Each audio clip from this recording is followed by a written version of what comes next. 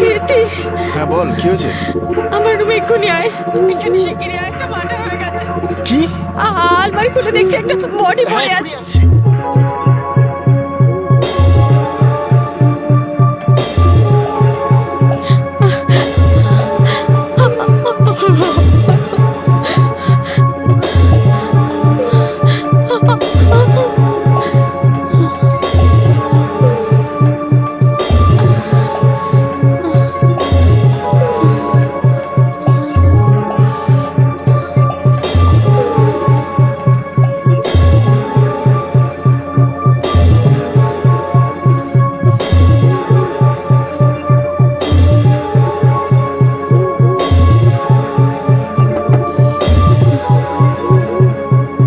কি হয়েছে?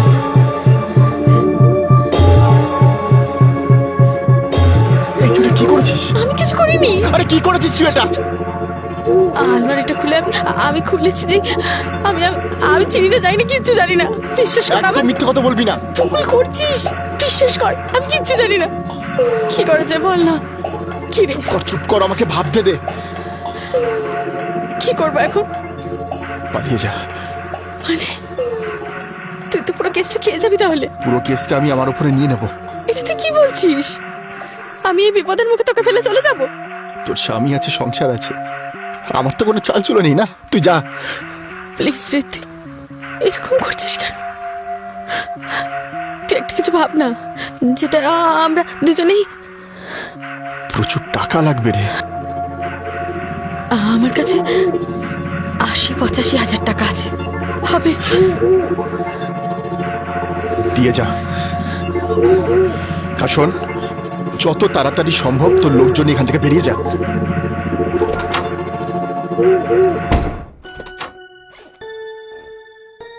কিরে, তুই এখনো বেরোসনি? তোকে যে বললাম ভোরবেলা আলো ফোটার আগে এখান থেকে বেরিয়ে যেতে।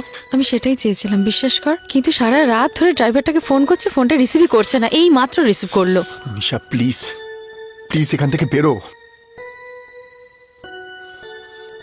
রীতি, নিশাটা প্রেম করার সময় নয়।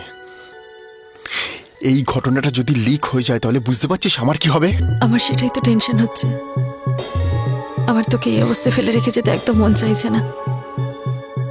তা বলে আমি তো তোকে কোনোভাবে কোনো বিপদের মধ্যে ফেলতে পারি না, তাই না? বন্ধু হিসাবে আমারও তো একটা দায়িত্ব আছে, তাই তো? প্লিজ তুই এখন যা। তুই সাবধানে থাকবি তো? আর শোন, তোর যখন যা দরকার হবে তুই আমাকে সারাদিনে সবসময় হোয়াটসঅ্যাপ না, আমায় ফোনই করবি। আমি সব ম্যানেজ করে নেব। ঠিক আছে, সব ঠিক হবে, দেখুন চ। তুই কিন্তু আমাকে প্রত্যেকটা বিষয় জানাবি। আমি আমি আমি সব দিক ম্যানেজ করে আমি তোর সাথে জানাবি তো? হ্যালো, হ্যাঁ হ্যাঁ ঠিক আছে, আমি আসছি। ও ঠিক আছে, দাঁড়া, আমি নামছি। বলছি, অভি ফোন করছিল, আমি আসছি রে। কলকাতায় গিয়ে পরকে পেয়ে আমায় ভুলে যাবি না তো?